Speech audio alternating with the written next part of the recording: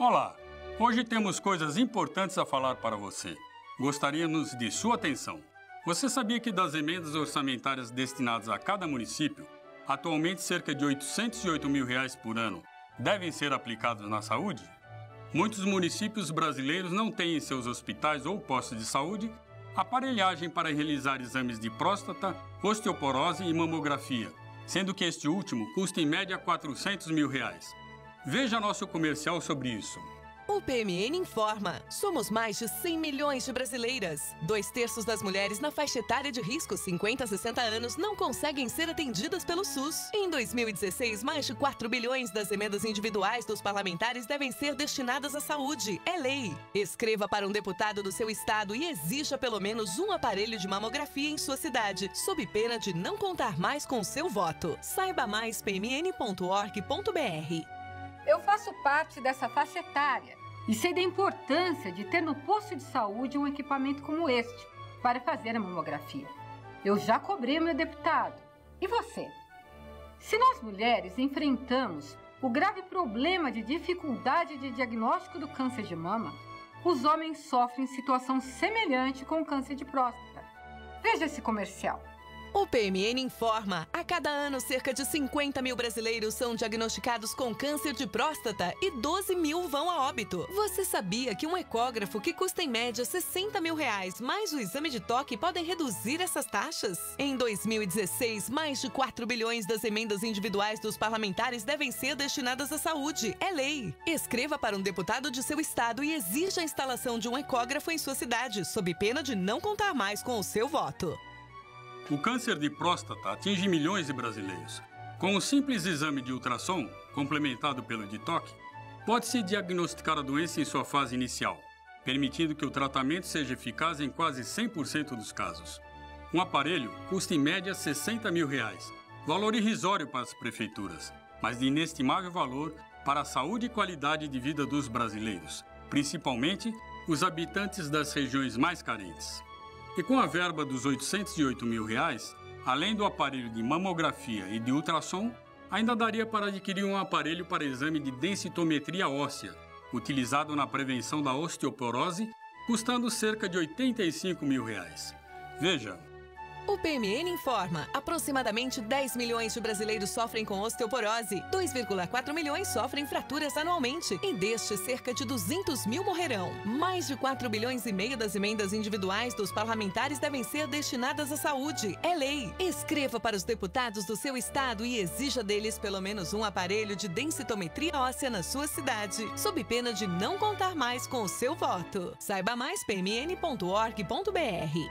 A osteoporose incide em mulheres acima dos 50 anos, idosos, fumantes. Detectar o problema antes que ele avance é muito importante. Cobre do seu deputado emendas para instalação de equipamentos para elaboração do exame de densitometria óssea no seu município. O PMN está de portas abertas para todos os que pensam como nós. Lutamos por um Brasil com ordem, com progresso, com gente feliz vivendo dignamente. Por isso, venha nos ajudar a concretizar esse projeto. Se você quiser concorrer ao cargo de vereador ou prefeito, venha. Filie-se ao PMN e faça parte dessa grande família. Saiba agora como funciona o projeto de lei de iniciativa popular. Nem sempre os 513 deputados federais e os 81 senadores da República fazem leis que atingem os verdadeiros anseios da população ou dos eleitores que os colocaram lá no Congresso Nacional. Para isso, nossa Constituição Federal permite que o povo possa, excepcionalmente, legislar através dos chamados projetos de iniciativa popular. Lei de iniciativa popular é um instrumento democrático com origem constitucional, que torna possível à população apresentar projetos de lei, desde que assinado por pelo menos 1 milhão de pessoas, o que em um país com mais de 200 milhões de habitantes não deveria ser tão difícil. O PMN, dentre outros projetos, apoia 2 projetos de lei de iniciativa popular que merecem ser citados. O primeiro visa que os crimes contra a administração pública e ao erário se tornem hediondos, inafiançáveis e imprescritíveis. Desde os tempos do Brasil colônia imperial, Sempre existiram as facilitações e jeitinhos entre os compadrios nos negócios envolvendo os governos e atividades particulares.